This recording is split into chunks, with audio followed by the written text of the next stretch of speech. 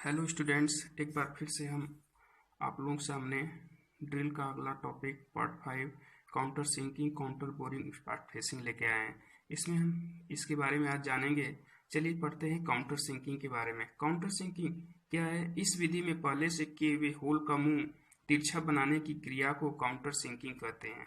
इसमें counter sinking screw का head अच्छी तरीके से होल में बैठ जाए, यानी कि हम कह सकते हैं कि पहले से जो ड्रिल किया हुआ होल होता है उसमें हम उस होल को थोड़ा सा वेबल करने की जो प्रक्रिया होती है उसी को हम काउंटर सिंकिंग कहते हैं। यह क्रिया काउंटर सिंकिंग टूल के द्वारा की जाती है। इसमें आप लोग फिगर में देख रहे होंगे, यही आपका काउंटर सिंकिंग टूल है। इसके द्वारा ही ये होल पहले से बना हुआ है और इस बने हुए होल को हम काउंटर सिंक टूल से थोड़ा सा बेवल कर देते हैं ताकि आपका काउंटर सिंक स्क्रू जो है आसानी से इसमें बैठ जाता है। अब बात आती है कि काउंटर सिंकिंग हमको होल करने की जरूरत क्यों पड़ती है। इसमें इसलिए करते हैं ताकि हमारा जो कुछ हमारे पार्ट्स ऐसे होते हैं जिसमें हमको कुछ ऐसा होल करते हैं जिसमें कि उसका हेड हमको दिखाई ना दे, उसी के समानांतर आ जाए। जैसे हम बनाते हैं आप लोगों को काउंटर सिंकिंग स्क्रू कुछ इस तरह से होता है, आप लोग देखे होंगे। इस स्क्रू का हेड जो होता है इसको क्या करता है, यही आके इसमें बैठ जाता है ताकि ये वाला सिरा अगर हम इसको ऐसे कर दें तो हमारा आसानी से आकर इसमें बैठ जाता है, तो ये चीज़ हमको दिखता नहीं है। इसीलिए हम काउंटर सिंकिंग प्रोसेस करते हैं। ये काउंटर सिंकिंग प्रोसेस जो होता है इसमें अलग अलग डिग्री पे कोण पे किया जाता है। 75 अंश, 80 अंश, 90 अंश और 120 अंश, और ये चारों कोण अलग अलग विधि पे की जाती है। जैसे काउंटर सिंकिंग ड्यूटी हमको करना होगा तो उस दशा में हम 75 अंश पे करेंगे। Counter sinking self tapping screw बनाना होगा, उस दशा में हम इसको 80 अंश पे करते हैं। काउंटर सिंकिंग हेड स्क्रू पे इसको बनाना होगा तो उस दशा में 90 अंश पे करते हैं। और टैपिंग करना होगा तो 120 अंश पे करते हैं। टैपिंग मतलब इंटरनल थ्रेड अगर हमको बनाना होगा, काटना होगा, उस दशा में जब हम होल बनाएंगे तो जो काउंटर सिंकिंग स्क्रू का प्रयोग करेंगे 120 अंश पे करते हैं। सेल्फ टैपिंग स्क्रू 80 अंश पे किया जाता है। सेल्फ टैपिंग स्क्रू BIS के अनुसार हमारा दो प्रकार का होता है। एक होता है आपका कोन एंड, दूसरा होता है फ्लैट एंड। इसका प्रयोग ज़्यादातर हम सीट मेटल वर्क में करते हैं। यह करता क्या है, इससे जोड़ों में कंपन नहीं होता है। कौन सा screw? Counter self tapping screw. यही होता है इसका अंश, यानी कि 80 डिग्री पे किया जाता है। अब आगे चलते हैं काउंटर बोरिंग। काउंटर बोरिंग क्या है कि इसमें पहले से किए हुए होल को कुछ गहराई तक इसमें किए हुए होल को कुछ गहराई तक बड़ा करने की क्रिया को काउंटर बोरिंग कहते हैं। इसमें सॉकेट हेड स्क्रू या इसी सॉकेट हेड स्क्रू का दूसरा नाम है एलन स्क्रू, या एलन स्क्रू का हेड आसानी से बैठ जाता है। यह क्रिया काउंटर बोर टूल से किया जाता है। यानी काउंटर बोरिंग क्रिया जब भी होगी तो यह काउंटर बोर टूल से किया जाएगा।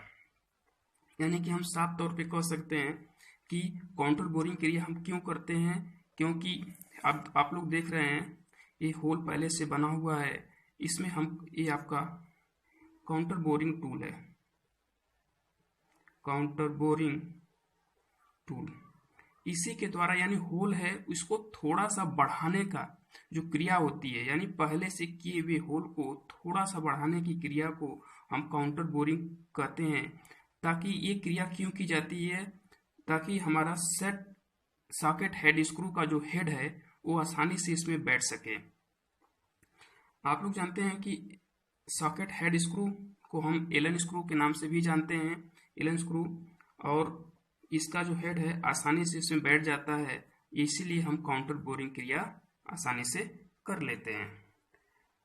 और इसके बाद हम लोग आगे पढ़ेंगे, यही होता है आपका काउंटर बोरिंग टूल है।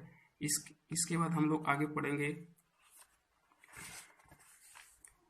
इस पार्ट फेसिंग के बारे में। चलिए जानते हैं इस पार्ट फेसिंग क्या है। यह ढलाई किए हुए जाब में होल करने के बाद होल के ऊपरी सतह या बोर के फेस पर समतल सतह बनाने के लिए स्पार्ट फेसिंग क्रिया की जाती है। जिससे होल बोल्ट का हेड या वाशर इस स्मूथ सरफेस पर आसानी से बैठ सके।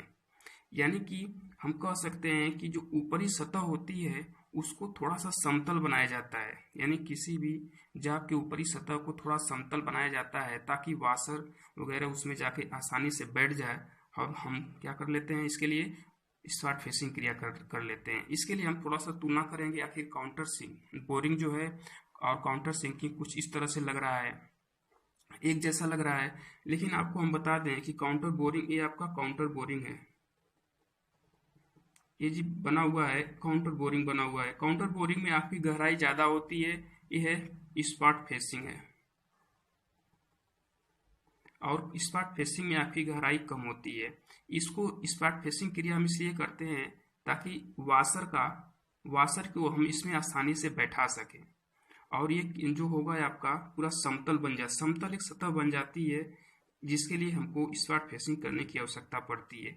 एक और फिगर हम आपको दिखा रहे हैं, जैसे यहाँ से कुछ इस तरह से आपकी फेस बनी हुई है, आपकी जाब बनी हुई है, कुछ इस तरह से उठा हुआ है। इसको हम क्या करते हैं, थोड़ा समतल बना देते हैं। समतल बना देंगे ताकि क्या हो, वाशर आकर इसमें आसानी से बैठ जाए, उस पर हम नट या बोल्ट की सहायता से उसको हम कस सकें।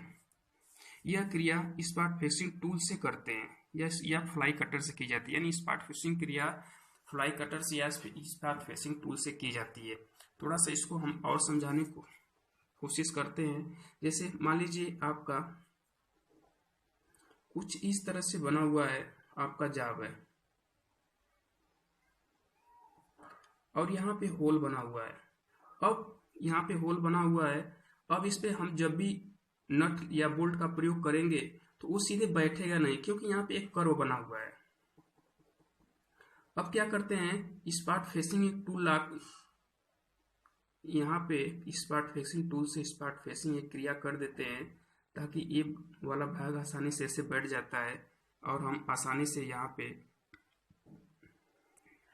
नट या बोल्ट का प्रयोग कर लेते हैं। इसीलिए हम स्पार्ट फेसिंग क्रिया यहाँ पे करते हैं।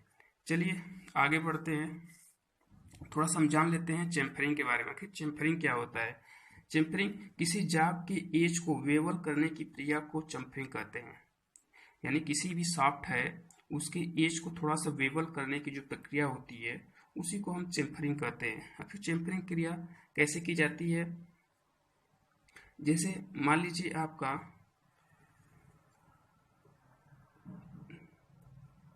कोई भी जाब है,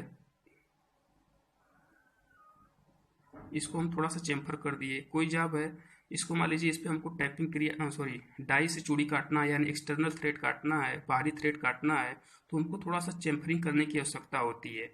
इसी को थोड़ा सा हम क्या करते हैं, चेम्फर बना देते हैं ताकि हम आसानी से थ्रेड काट सकें। यही जो क्रिया होती है इसी को हम बोलते हैं चेम्फरिंग क्रिया है। इसको क्या करती है, थोड़ा सा वेवल कर देते हैं। थोड़ा सा हम आपको और समझाने की कोशिश कर रहे हैं। जैसे किसी भी पेन में जैसे देखे होंगे आप लोग, जैसे पेन है, थोड़ा सा ये चेम्फरिंग क्रिया किया गया है ताकि इसका जो एज को वेवल कर देते हैं ताकि एज क्या करे, लगे ना। चलिए और कुछ और हम होल के बारे में जान लेते हैं। एक होता है थ्रू होल, ब्लाइंड होल और पायलट होल। थ्रू होल क्या होता है, थ्रू होल वह होल होता है जिसके हम पूरे आर पार होल कर देते हैं। जैसे मान लीजिए कोई जाब है आपका, इसके जब हम आर पार होल कर देते हैं इसी को बोलते हैं थ्रू होल। ब्लाइंड होल क्या होता है, ब्लाइंड होल में कुछ गहराई तक होल किया जाता है, जिसको ब्लाइंड माने होता है अंधा। ब्लाइंड माने होता है अंधा, यानी कि ऐसे जाब पे कुछ गहराई में होल करने की जो प्रक्रिया होती है उसी को हम ब्लाइंड होल बोलते हैं। जैसे मान लीजिए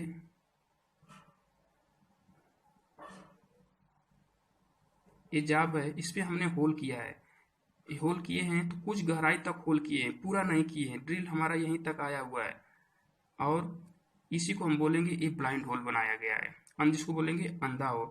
कभी कभी क्वेश्चन बनता है ब्लाइंड होल में टैपिंग क्रिया करने के लिए किस टैप का प्रयोग करते हैं, तो हमने आपको बताया था टैप 3 प्रकार का होता है। एक होता है टेपर टैप, एक होता है इंटरमीडिएट टैप, एक होता है बॉटमिक टैप, या इसको फिनिशर टैप के नाम से भी जानते हैं, बॉटमिक टैप। ये जो अंधा होल होता है, इसमें थ्रेडिंग करने के लिए हम हमेशा बॉटमिक टेप का प्रयोग करते हैं, क्योंकि बॉटमिक टेप में बस एक या दो चूड़ी अंत में चेम्फर की हुई होती है और यह अंत तक थ्रेडिंग क्रिया कर देता है, इसीलिए हम यहाँ पे बॉटमिक टेप का प्रयोग कर लेते हैं। अब आती है पायलट होल। पायलट होल क्या होता है? इस प्रकार का ऐसा होल, जैसे हम कोई भी होल हमको होल करना होता है, जैसे मान लीजिए हमको 20 mm का होल करना है, किसी भी जाब में 20 mm डाया का होल करना है। अब डायरेक्ट हम 20 mm वाली ड्रिल अगर इसमें हम लगा देते हैं तो क्या होगा, वो जल्दी होल अच्छे से नहीं होगा और मशीन पे भी ज़्यादा बल लगेगा और ड्रिल को भी ज़्यादा दिक्कत महसूस होगा ड्रिल होल करने में। इसीलिए हम क्या करते हैं, 20 mm का ड्रिल लगाने से पहले एक छोटा ड्रिल हम पहले लगा लेते हैं, जैसे 8 या 10 mm 7 mm जो भी हो, इससे कम का ड्रिल पहले हम बांध लेते हैं। तब उसके बाद बांधने के बाद हम क्या करते हैं, हम 20 mm का ड्रिल लगाते हैं। तब क्या होता है कि वो होल जो होता है 20 mm का आसानी से होल हो जाता है। यानी कि हम सीधी सी बात कर सकते हैं कि एक बड़े साइज का होल करने से पहले एक छोटे साइज का होल कर लेने की जो प्रक्रिया होती है, उसी को हम बोलते हैं पायलट होल। ठीक है, चलिए हम कुछ थोड़ा सा और जान लेते हैं कि किस धातु के लिए कौन सा कूलेंट का प्रयोग करेंगे। तो यहाँ पे हम जैसे high carbon steel, mild steel और राट आयरन के लिए सोल्युबल ऑयल का प्रयोग करते हैं। High carbon steel, mild steel और राट आयरन के लिए सोल्युबल ऑयल का प्रयोग करते हैं। सोल्युबल ऑयल क्या होता है? यह एक प्रकार का ऐसा ऑयल होता है जो कि किसी भी जाब को ड्रिलिंग करते समय, यानी इन जाबों को ड्रिलिंग करते समय हम सोल्युबल ऑयल का प्रयोग कर लेते हैं। ये शीतलता प्रदान करता है, जब हमारा ठंडा रहता है, यानी कि हमारे ड्रिल को ये क्या करता है, गर्म नहीं होने देता है, जिससे ड्रिलिंग प्रोसेस आसानी से हो जाता है। सोल्युबल ऑयल जो होता है, इसका कभी कभी क्वेश्चन पूछता है बाबू कि इसको हम किस अनुपात में मिलाते हैं, यानी कि पानी और सोल्युबल ऑयल का क्या अनुपात होता है। तो 1:20 के अनुपात में सोल्युबल ऑयल को हमेशा मिलाया जाता है। यानी कि हम कह सकते हैं कि 20 भाग आपका जल होगा, पानी होगा, तो 1 भाग आपका सोल्युबल ऑयल होगा। कह सकते हैं कि अगर 20 लीटर पानी मिलाएंगे तो 1 लीटर हम क्या होगा हमारा, उसमें सोल्युबल ऑयल मिलाते हैं। यानी 1:20 के रेशियो में हमेशा सोल्युबल ऑयल का प्रयोग हम करते हैं। अब आती है कास्ट आयरन, ब्रास, ब्रोंज के लिए। तो हमेशा इसमें किसी भी कूलेंट का प्रयोग नहीं होता है। कास्ट आयरन पे हम ड्रिलिंग क्रिया करेंगे, या ब्रास यानी पीतल पे ड्रिलिंग क्रिया करेंगे, ब्रोंज यानी कांसा पे हम ड्रिलिंग क्रिया करेंगे, तो उसमें किसी प्रकार का कोई कूलेंट का आवश्यकता नहीं होती है। एयर माने हवा में सूखा प्रयोग करते हैं। कास्ट आयरन क्योंकि ये सिर्फ लुब्रिकेंट कूलेंट खुद ही होता है इसमें क्योंकि कास्ट आयरन में ग्रेफाइट की मात्रा पाई जाती है, इसीलिए कूलेंट जो होता है, ग्रेफाइट एक प्रकार से खुद ही सॉलिड लुब्रिकेंट होता है, सॉलिड इसमें कूलेंट का प्रयोग होता है और ये आसानी से, इसीलिए हम इस पे कास्ट आयरन में किसी भी प्रकार का कोई भी कूलेंट का प्रयोग नहीं करते हैं, यानी कि सूखा प्रयोग होता है। इसके बाद आती है कॉपर या एल्युमिनियम। कॉपर या एल्युमिनियम के लिए हमेशा केरोसिन यानी मिट्टी के तेल का प्रयोग करते हैं। इसमें भी यह क्रिया जो होती है, हमेशा ड्रिलिंग प्रोसेस या फिर लेथ पे हम काम कर रहे हैं तो वहाँ पे भी इसी कूलेंट का प्रयोग हम, यानी मिट्टी के तेल का प्रयोग हम कॉपर और एल्युमिनियम के लिए कर लेते हैं। चलिए स्टूडेंट्स, यही था हमारा आज का टॉपिक। यहीं से हम अपने टॉपिक खत्म करते हैं। जय हिंद।